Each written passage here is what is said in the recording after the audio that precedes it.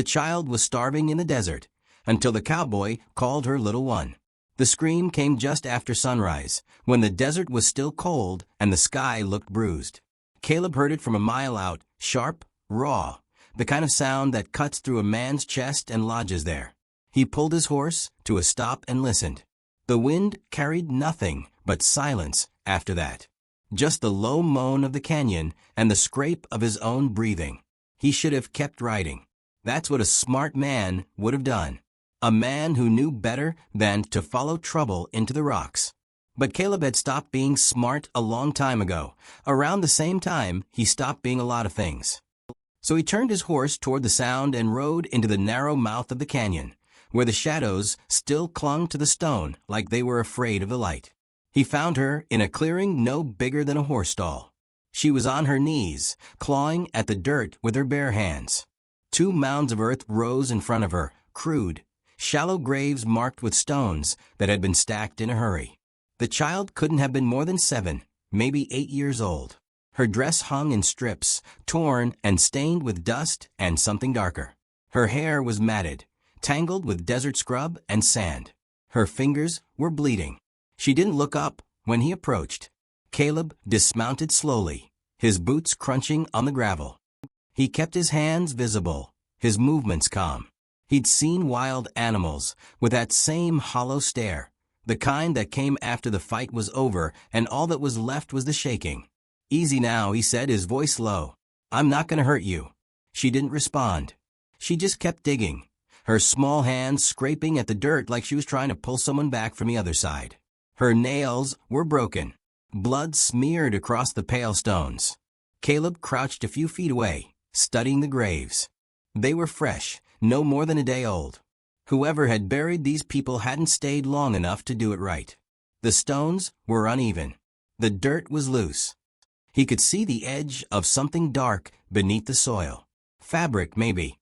Or hair. He looked back at the girl. Her lips were moving, but no sound came out. Just a whisper of breath, rhythmic and broken, like she was praying or singing or trying to remember something she'd been told to forget. Who were they? Caleb asked softly. She didn't answer. He waited. The sun climbed higher, spilling light across the canyon floor. The heat began to press down, thick and heavy. Flies buzzed around the graves. The girl's hands kept moving, slower now, like her body was running out of fuel, but her mind hadn't caught up yet. Caleb reached into his saddlebag and pulled out a canteen. He uncapped it and held it out toward her. "You need water," he said. She didn't take it. He set it down in the dirt between them and sat back on his heels. He'd been a cowboy once, back when that word still meant something. He'd worked ranches across 3 territories, trailing cattle through dust storms and blizzards, sleeping under stars that felt close enough to touch. He knew how to gentle a spooked horse, how to talk to a dying man, how to sit with grief and not try to fix it. So he waited. The girl's hands finally stopped moving. She stared down at the graves, her chest rising and falling in shallow gasps. Her eyes were blue, pale, washed-out blue, like the sky after a hard rain. But there was nothing soft in them. They were empty, burned clean. Caleb had seen that look before. He'd worn it himself. "I'm sorry," he said, and he meant it. "I'm real sorry." The girl blinked. Once. Twice. Then she lifted her head and looked at him for the first time. Her face was streaked with dirt and tears, her cheeks hollow, her lips cracked and bleeding. She looked like a ghost, like something the desert had already swallowed and spit back out. Caleb felt his throat tighten. She was the same age his daughter would have been. He pushed the thought away before it could take root. That was dangerous territory, the kind that led a man into places he couldn't climb back out of. He'd learned that lesson the hard way. He'd been learning it every day for 5 years. "What's your name?" he asked gently. The girl didn't answer. She just stared at him with those hollow eyes, and Caleb wondered if maybe she didn't remember. If maybe the desert had taken that from her too. He tried again. "Where's your people?" Nothing. He glanced around the canyon.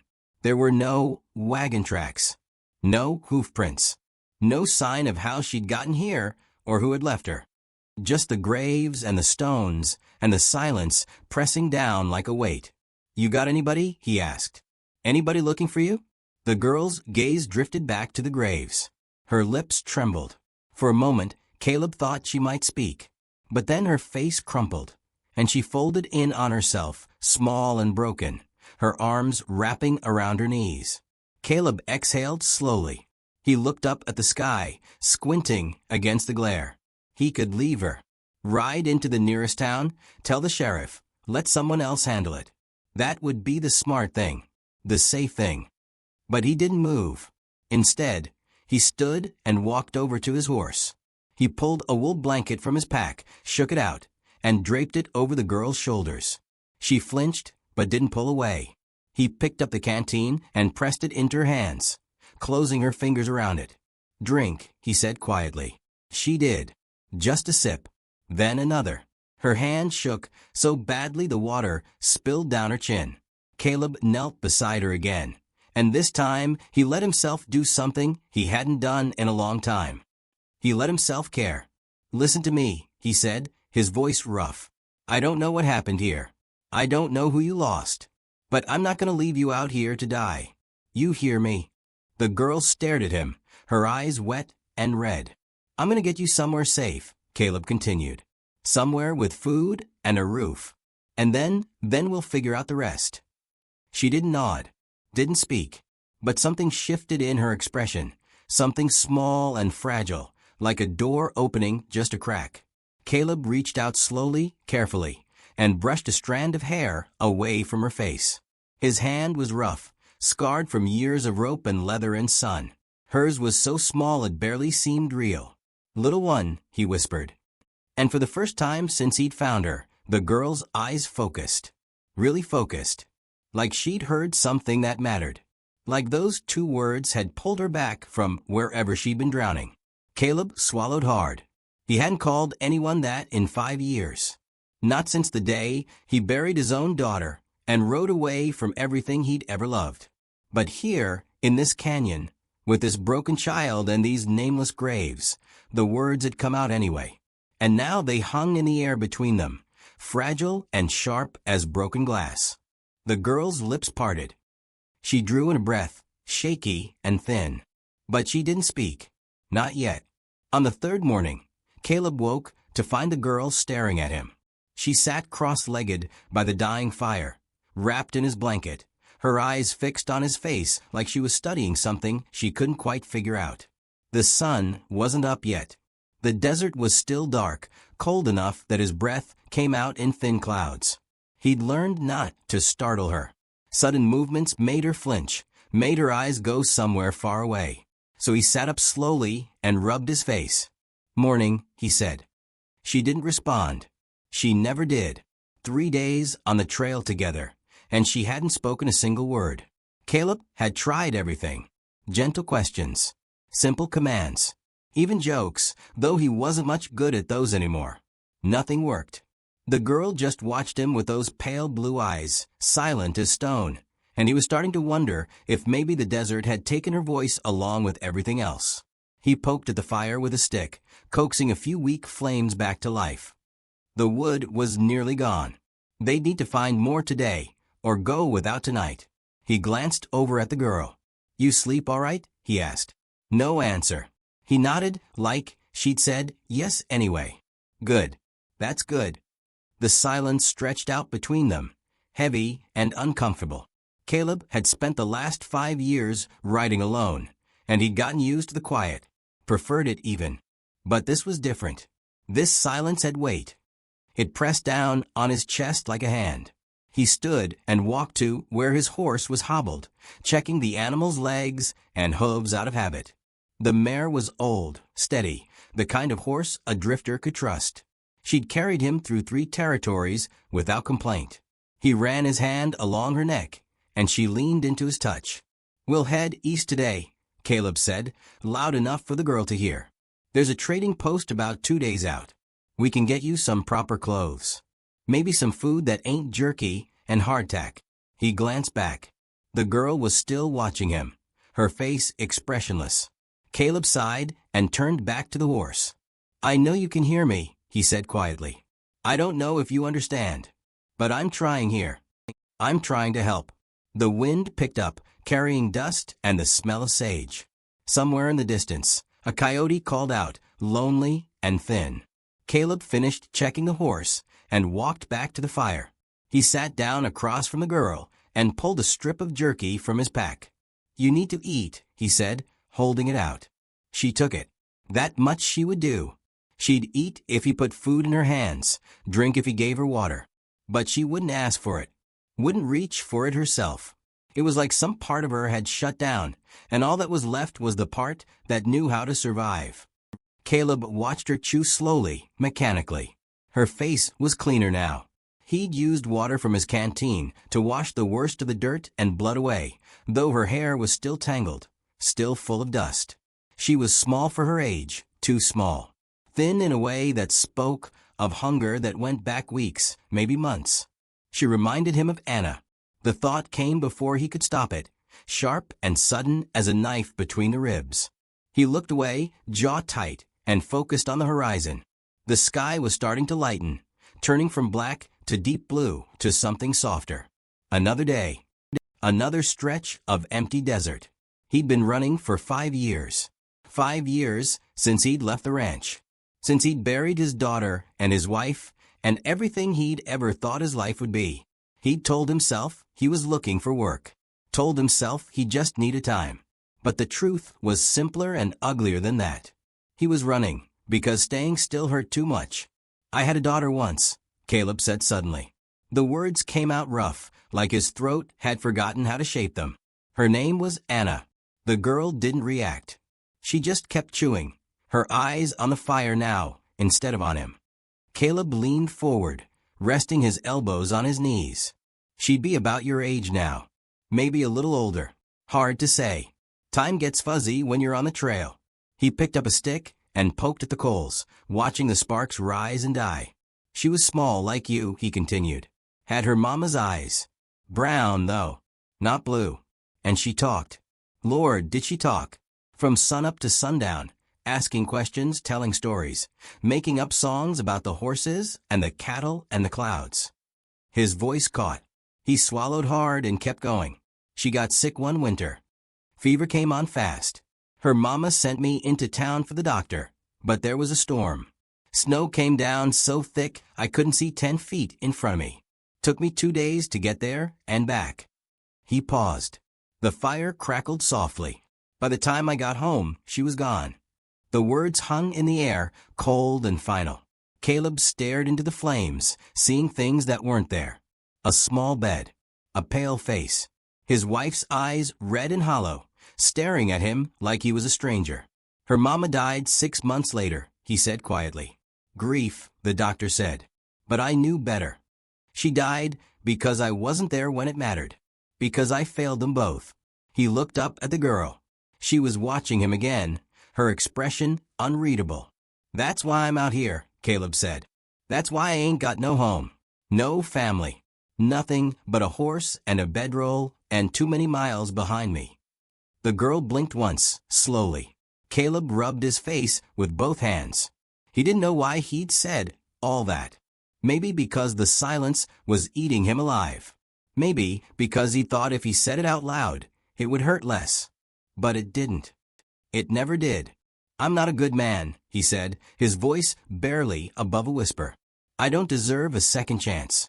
But you didn't ask for any of this. So I'm going to get you somewhere safe. Somewhere you can have a life. That's a promise. The girl tilted her head slightly, like she was trying to decide if he meant it. Caleb stood and kicked dirt over the fire, smothering the last of the flames. The sun was up now, casting long shadows across the desert floor. It was going to be another hot day. Another day of riding through emptiness, chasing a horizon that never got any closer. He saddled his horse and helped the girl climb up. She was so light he barely felt her weight. He swung up behind her and took the reins, settling her in front of him where he could keep her steady. All right, he said. Let's go. They rode east into the rising sun.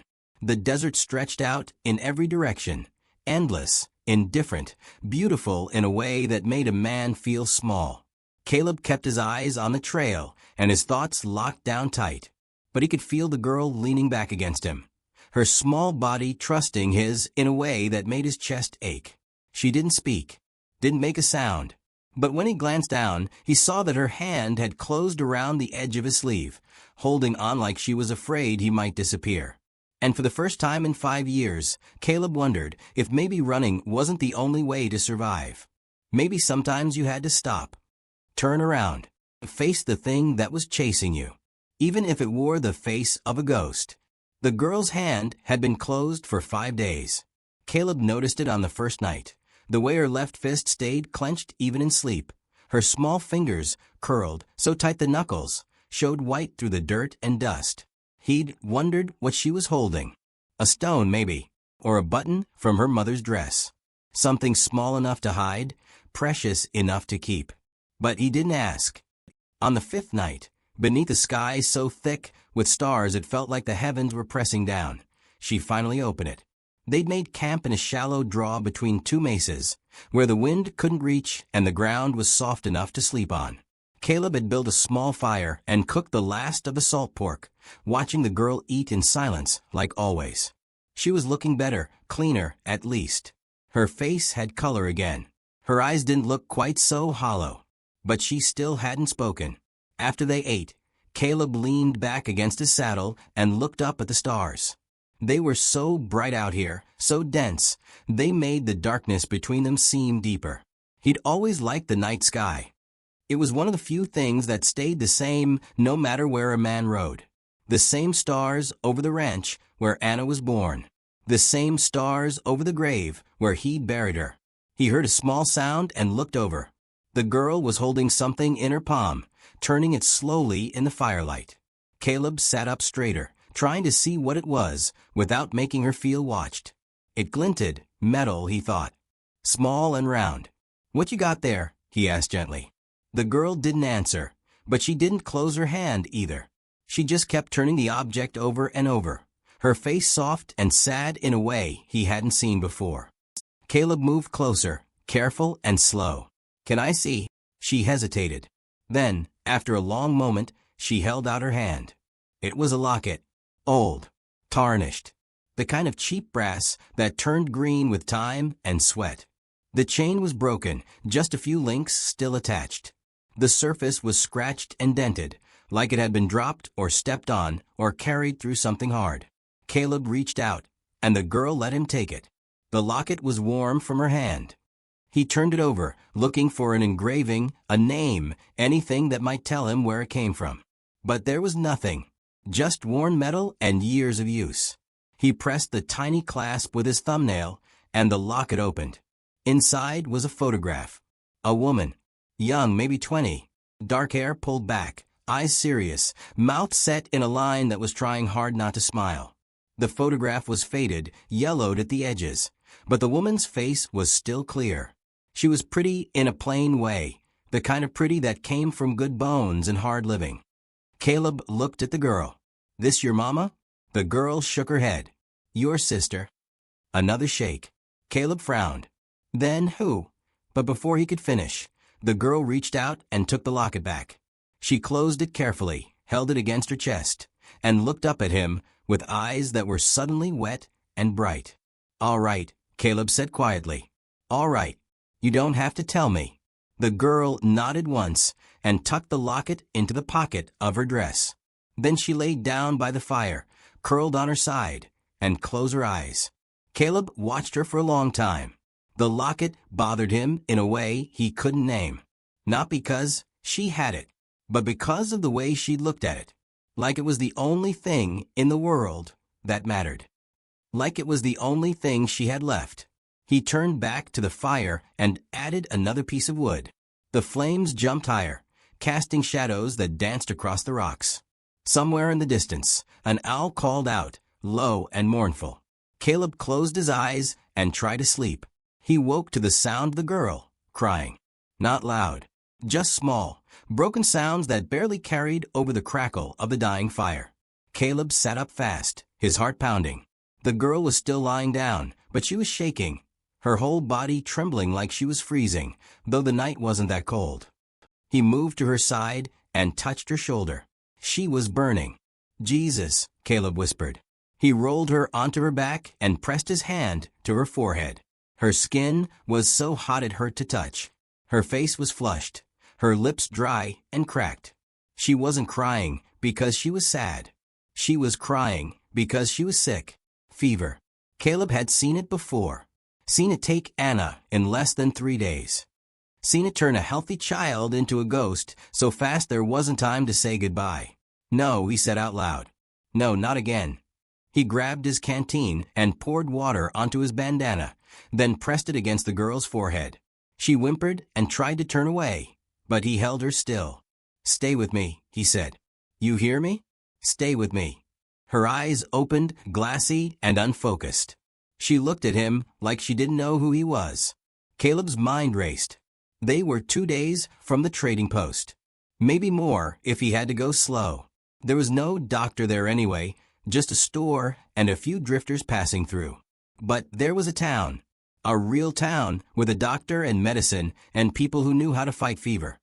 The problem was, that town was 3 days west. And it was the last place on earth Caleb wanted to go. He looked down at the girl. Her breathing was shallow, fast. Her skin felt like fire under his hands. She didn't have 3 days. She might not even have one. Caleb stood and walked to his horse. The animal was dozing, one leg cocked, ears loose. He put his hand on the mare's neck and closed his eyes. 5 years ago, in that same town, he'd stood in a doctor's office and begged for help. Begged the man to come back with him, to save Anna, to do something, anything. And the doctor had looked at him with tired eyes and said, "Some men get one chance to save a life. Don't waste yours." But Caleb had wasted it. He'd ridden home too late, arrived to find his daughter already gone, his wife holding the small body and rocking back and forth, like motion could bring her back. He'd left that town the next week and swore he'd never return. Now here he was 5 years later, with another child burning up with fever and the same choice staring him in the face. Run or go back. Caleb opened his eyes and looked at the girl. She was so small, so fragile. She'd already lost everything. Her family, her voice, maybe even her name. All she had left was a locket with a stranger's face inside and a drifter who didn't know how to save anyone. But he had to try. He saddled the horse in the dark, working fast, his hands shaking. Then he went back to the girl and wrapped her in his blanket. She was limp, barely conscious, her head lolling against his shoulder as he lifted her. He carried her to the horse and climbed up, settling her in front of him like he had every day since he'd found her. But this time was different. This time, he turned the horse west, toward the town, toward the past, toward the one man who might be able to help if he was still there, and if he remembered, and if he was willing to give Caleb something he didn't deserve, a second chance. The marshal's gun was already drawn when Caleb stepped out of the doctor's office. "Don't move," the lawman said. Caleb froze, his hand instinctively moving toward his hip before he remembered he wasn't wearing a gun. He'd sold it 2 years back for food and never replaced it. Now he stood empty-handed in the morning sun, facing a man who looked like he'd been waiting 5 years for this moment. Marshal Wade hadn't changed much. Same iron-gray hair, same hard jaw, same eyes that could cut through a man's excuses like a knife through paper. He stood in the middle of the dusty street, his badge catching the light, his revolver steady and sure. "Caleb Stone," Wade said, and the name sounded like an accusation. "Thought I told you never to come back here." Behind Caleb, the doctor's door was still open. Inside, the girl was sleeping, her fever finally broken after 3 days of fighting for her life. 3 days of Caleb sitting beside her bed, pressing cool cloths to her forehead, listening to her breathe. 3 days of the doctor, old Dr. Brennan, who tried to save Anna and failed, working in silence, mixing medicines, checking pulses, not meeting Caleb's eyes. The girl had survived, but now Caleb wasn't sure he would. "I didn't have a choice," Caleb said quietly. "The child was dying." "That child ain't your concern," Wade said. You lost the right to care about children the day you let your own die. The words hit like fists. Caleb felt his jaw tighten, felt the old anger rising up his throat. But he swallowed it down. He'd learned that lesson the hard way. Anger didn't fix anything. It just burned through whatever was left. She needed help, Caleb said. That's all. Then you should have taken her somewhere else. Wade took a step forward, his gun still trained on Caleb's chest. This town don't want you here. We made that clear 5 years ago.